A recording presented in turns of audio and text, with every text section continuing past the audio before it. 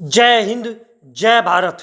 क्या आप विश्वास कर सकते हो, दिल्ली के सुल्तान द्वारा खरीदा गया एक दास अपनी योग्यता के दम पर एक दिन स्वयं दिल्ली का शक्तिशाली शासक बना, जिसने शक्तिशाली मंगोलों की सेना को भी कई बार हराया। जी हाँ, मैं बात कर रहा हूँ बलबन की, जिसने जीवन के संघर्ष के बारे में मैं आपको बताने जा रहा हूँ। गयासुद्दीन बलबन का जन्म 1216 ईस्वी में मध्य एशिया के तुर्किस्तान में हुआ था। जब वह छोटा था तो मंगोलों की सेना ने पकड़ लिया और गजनी लाकर उसे ख्वाजा उल-दीन नामक एक सूफी को बेच दिया। फिर उसे दिल्ली के शासक इल्तुतमिश ने खरीद लिया और बाग में पानी देने के काम पर लगा दिया। इस समय इल्तुतमिश ने अपने निजी कार्यों के लिए 40 लोगों का एक दल बनाया हुआ था। इस दल का सुल्तान पर बहुत अधिक प्रभाव था।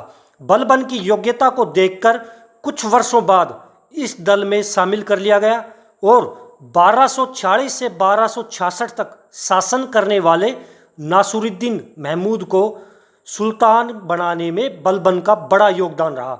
इन 20 वर्षों में शासन की सारी शक्ति बलबन के हाथ में ही थी, क्योंकि सुल्तान नासुरुद्दीन एक साधु प्रवृत्ति का व्यक्ति था और राज्य कार्य में उसकी कोई रुचि नहीं थी।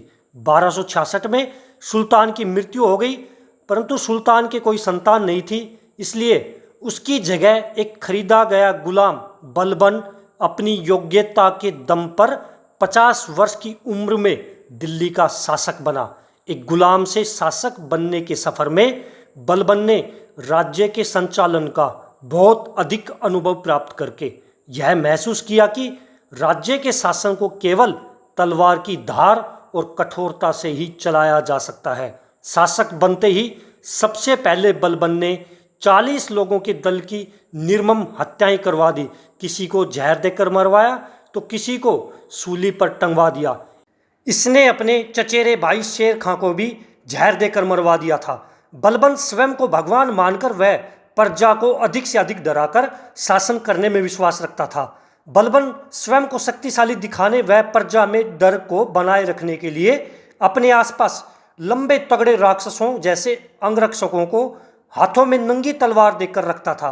बलबन के ने निम्न लोगों से मिलना जुलना बंद कर दिया था।